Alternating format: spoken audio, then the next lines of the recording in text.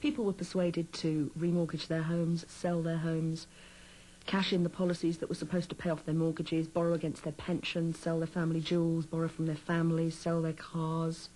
Anything you can possibly imagine that a person could do to raise money, people were persuaded to do to pay into Scientology. You can talk to thousands of people and they will tell you that nothing even remotely similar to that happened to them. That's just a story that is made up now to sound sensational and give you some fodder for your program that will make the church in some way look bad. If targets had no ready cash or property to sell, they'd be persuaded to take out a loan. To make borrowing easy, the registrars kept a handy stock of forms from all the major financial lending institutions. They then persuaded people to lie to the bank about the purpose of the loans.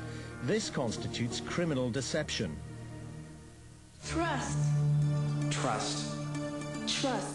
I knew full well, and so did all the other registrars, that if a person filled a loan form in saying the money was for Scientology, they'd get a very negative response. So people were encouraged to say that the money was for a management training course, a computer, a car, a boat, anything other than for Scientology. Sometimes the person would fill the form in themselves, sometimes we'd fill it in with them or for them. Then they'd sign it and it would be submitted to the bank on a completely false basis. If the church itself assisted a member Scientologist in deceiving a bank into advancing a loan which the bank would not or might not otherwise have given, then that is conspiracy to cheat, and that's an extremely serious criminal offence.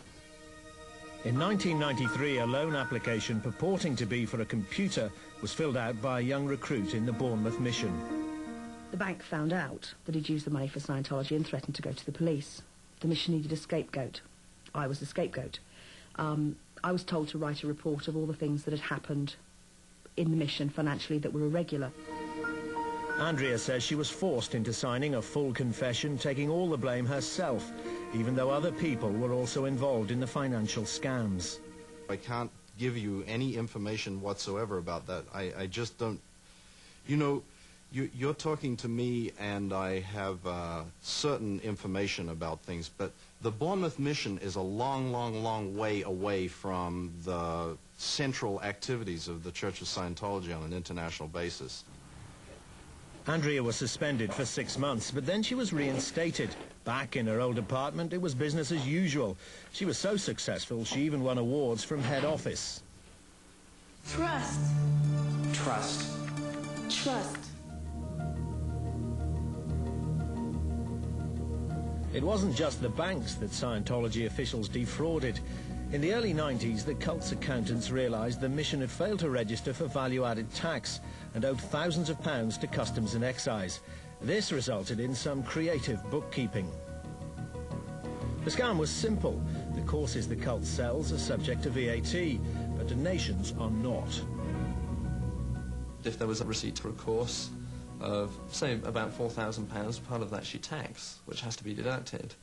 But then the receipt would be changed, that receipt taken out and destroyed, another receipt made, and make it into a donation. In the event that the church is deliberately falsifying its accounting records, destroying receipts and the like, so that its trading income or income from services is understated to the customs and excise, then that's an extremely serious criminal offence. It could be theft, false accounting, and could be subject to many years of imprisonment.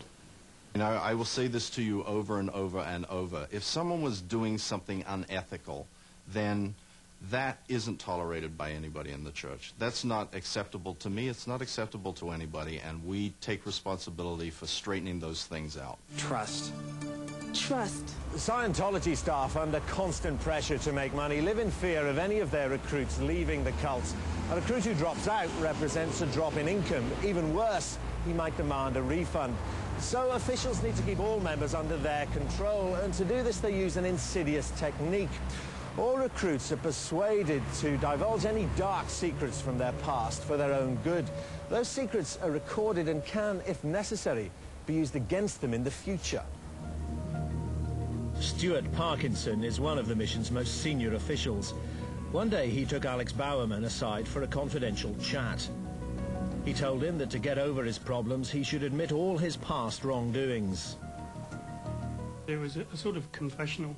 Stuart asked for all sorts of information about my background, and anything that I was upset about or embarrassed about or I felt was holding me on the line. And I divulged all sorts of stuff that I would not normally tell anybody. In fact, stuff that I've not told anybody up until that point. Having written them all down, he read them and they went in my file.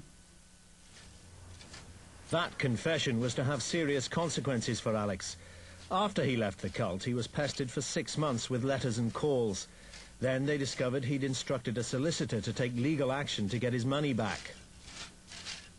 Within the next couple of days, we had a letter from the mission that was not very pleasant. The letter referred to the secrets that Alex had divulged, suggesting the way out for you could be to honestly confess everything you did to your wife and the police and suffer the consequences. It was basically telling me that they had stuff on me that I wouldn't want other people to know about. Then Hodkin and Company, Scientology solicitors, passed on the letter to the Legal Aid Board in an attempt to forestall Alex's legal action. I was devastated. Just reading that letter, I felt as if the whole world had sort of collapsed in one go. Fear that personal confidences might be divulged by the Scientologists can ruin a life, or even end it. Last November, Richard from Christchurch was recruited into the Bournemouth mission. Within a few months, he'd borrowed £3,000 to pay for Scientology courses. Richard's sister, Jennifer, lives in Australia. She remembers what her brother was like before he met the Scientologists. I would describe him as a very thoughtful, caring, intelligent, sensitive person. He seemed to enjoy life. He went out a lot with his friends. Richard underwent the Scientologist purification rundown. Supposedly a form of detoxification, recruits take huge doses of vitamins and then go for a vigorous half-hour run.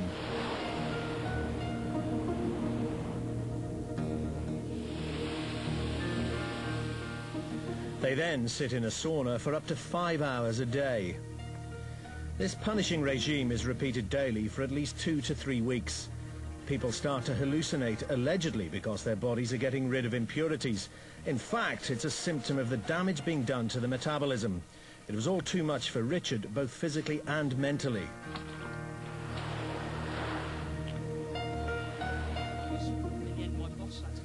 Alan, one of Richard's workmates, witnessed what happened when he decided to quit Scientology. When he initially wanted to leave, they phoned him 4 times a day, 5 times a day, for an hour each time on the phone. And while he was on the phone, he was shaking, he was a bit nervous, obviously frightened of something, but only the Scientologists and Richard would know what that conversation was.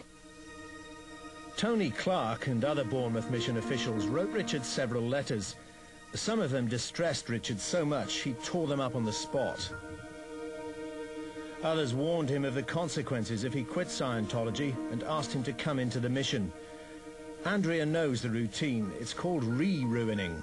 He might be shown write-ups he'd done of past misdeeds and very strongly reminded that those things still existed within him as emotional difficulties, and he'd be brought to a very low emotional point.